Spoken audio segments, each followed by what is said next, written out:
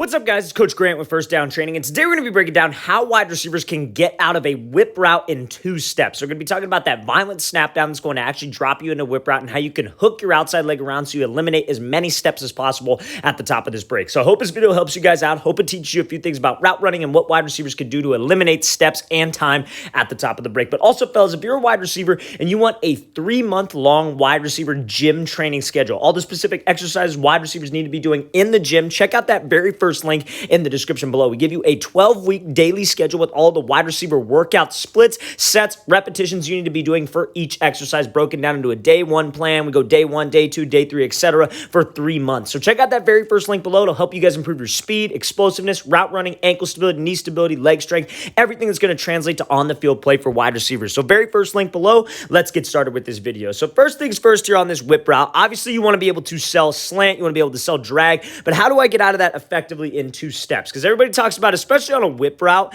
it's eliminating steps is something that we definitely want to focus on right here, right? Eliminating the amount of steps you take on a whip route is important. It's not like necessarily like a comeback route where I would say that, yeah, the steps are important at the top, but it's more important to self-fade, get that DB to commit his hips and drop. But this is a very short break. Sometimes it's a yard-long break where you're just running to the inside, you're making a break, popping it back to the outside, or it's off a 3-step slant, right? So it's not that hard of a situation. It's not that deep of a route to where you have to worry about, okay, I got to sell.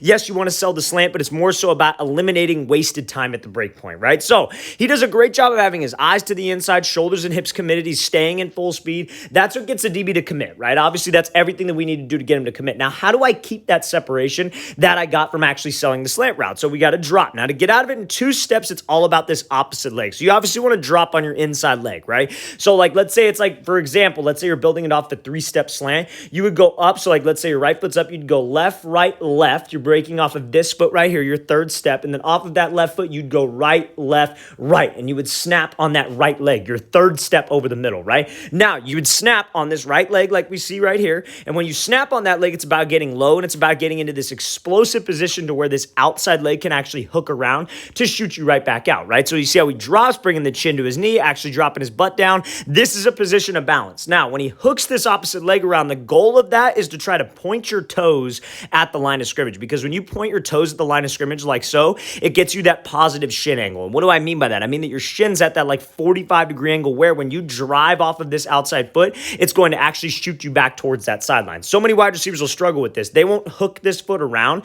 They won't point that toe at the line of scrimmage. That toe will be pointed over here, and then they take 2 extra steps because they have to get their hips turned to get out of this break. If you guys can snap and then hook this foot around, get the hips and the shoulders parallel to that line of scrimmage and get that 45-degree shin angle right there, and you push off of that leg, that's going to shoot you out. Now, everybody loves to say, oh, that you're going to injure yourself like this, so that you can't make a break like this. That's why it's important that we get to that low explosive position on that inside leg. That's why it's important that we drop. We don't just actually step hard when I have that snap down step, that violent drop of your hips. A lot of guys will try to step hard, but they won't actually drop their hips like so. Johnson does a great job of stepping hard, dropping his hips, because this is a position of balance. This foot is underneath this frame. That's why we can make this type of a cut, and that's how you guys can make this type of cut. So make sure, fellas, we are snapping. I'm dropping my pad level, and I'm hooking that opposite leg around, trying to point my toes to that line of scrimmage to get the positive shin angle so I could drive out and get out of this whip route in 2 specific steps. That's a great job there by Johnson selling the routes. Watch the thing again, full speed one more time. Great job getting him to commit, being violent with those hips, and then driving off of that hook leg to create some separation on this route.